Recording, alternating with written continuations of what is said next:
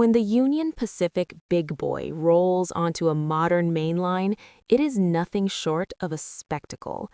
This is the largest steam locomotive ever built, a machine of raw, mechanical violence and beauty. You see 8 massive driving wheels gripping the steel. You see steam boiling from the stack. You feel the ground trembling beneath your feet. It looks like the undisputed king of the rails. After all, this machine was designed in the 1940s to conquer mountains and haul mile-long freight trains entirely on its own. But look closely. To the observant spectator, there is something that doesn't quite fit. Tucked quietly behind the steam giant, always present but rarely acknowledged, is a modern diesel locomotive. It never leads. It never steals the spotlight. Most people barely notice it's there, but it is there, always, shadowing the giant like a guardian. For many rail fans, this sight raises an uncomfortable question. Has the big boy grown weak with age? Is the legend no longer capable of doing what it was built to do? The answer is unsettling, but it has nothing to do with mechanical failure.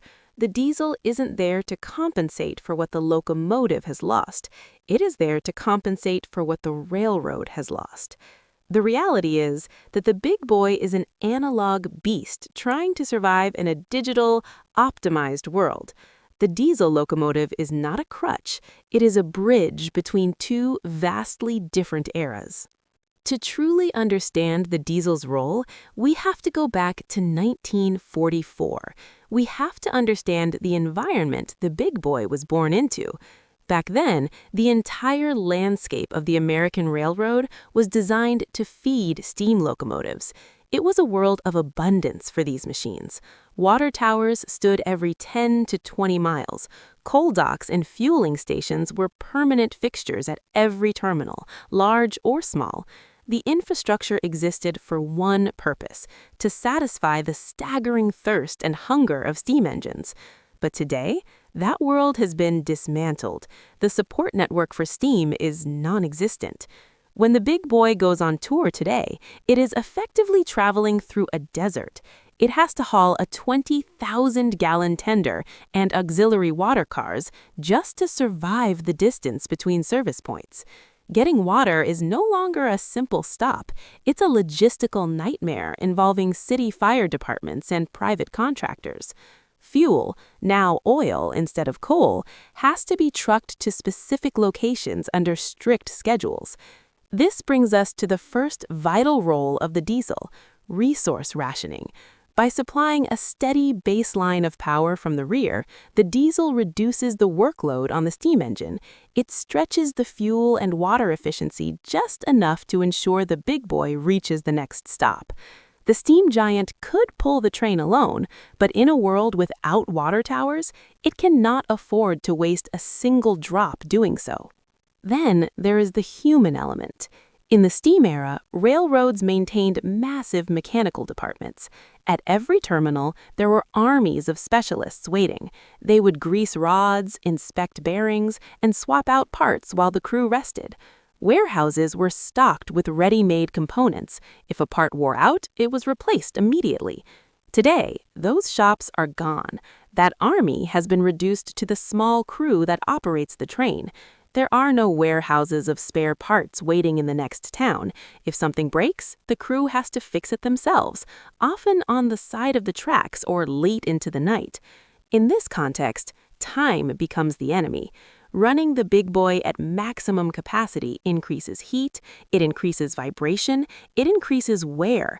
This leads to longer maintenance sessions, cutting into the crew's rest and risking fatigue, which is a major safety issue.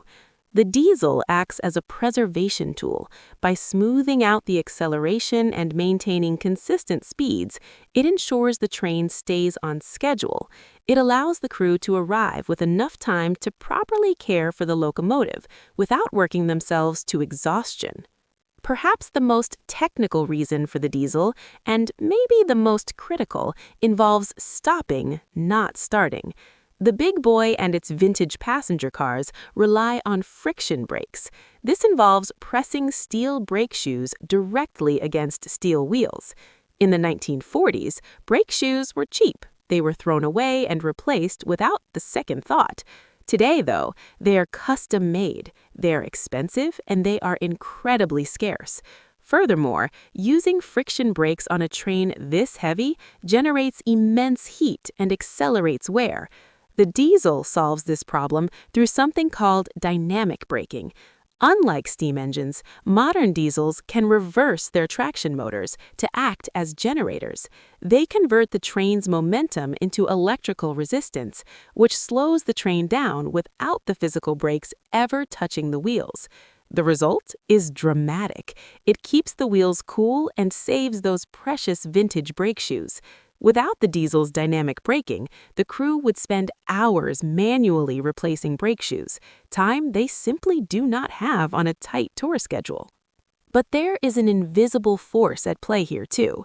The modern railroad is governed by a federally mandated safety system known as Positive Train Control, or PTC. This system relies on GPS, digital communications, and onboard computers to prevent collisions.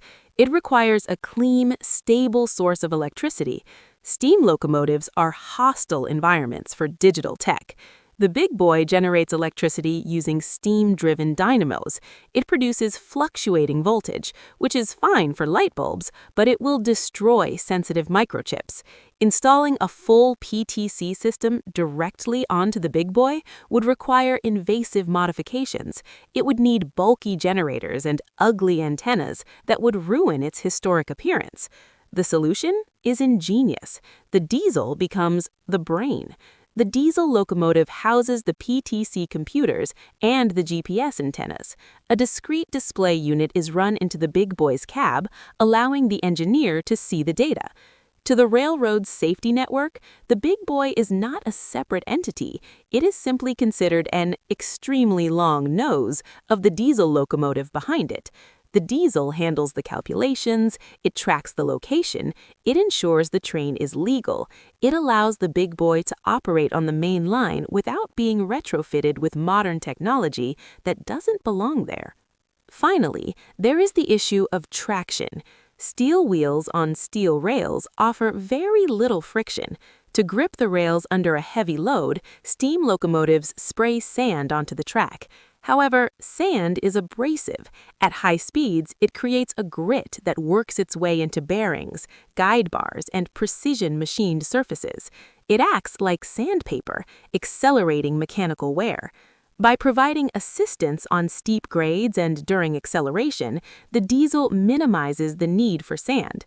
Less sand means less grit, and less grit means a longer life for the big boy's moving parts. It's easy for purists to look at that diesel helper and feel a sense of disappointment. They long for the days when steam ruled alone, without modern interference. But this view misses the point. The railroad of today is a place of precision.